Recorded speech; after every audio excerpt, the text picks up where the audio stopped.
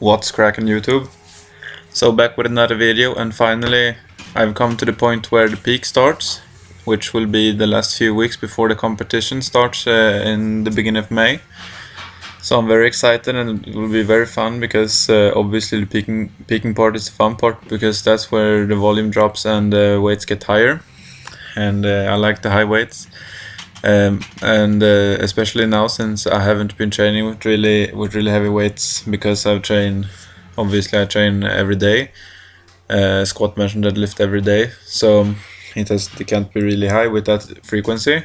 So now when the volume drops a little bit but frequency will still be the same, the weight's gonna increase, and I'm gonna do a linear increase up until the program, or I mean up until the meet, until meet day, or a week before, and I will rest the last week. So that's how it's gonna look, and it will be interesting. And I'm gonna increase, at least in squats, I'm gonna increase the weight about 10 pounds per week or per session if two sessions in the same week have the same reps, or it just depends on how I did stuff and whatnot, but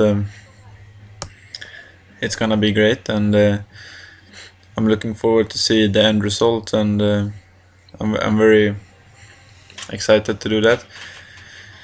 And also I've decided to not go down a weight class, and I will stay at my current weight, and hopefully do some nicer numbers. So I'm actually very kind of close to the 105 kilo class, because I'm about 108 kilos at the moment, 109 maybe. So the class above that is the 120 kilo class, which so I will be one of the lightest guy in that weight class though, but hopefully there won't be as many people in my weight class, because most people go for the 105 kilo class,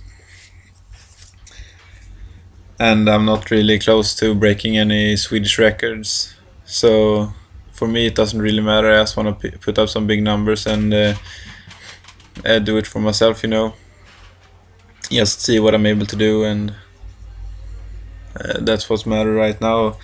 And then in the future, when I get closer to breaking records and stuff, then I might have to make weight classes and all that stuff, but that's for another day. So right now, that's what I'm gonna do.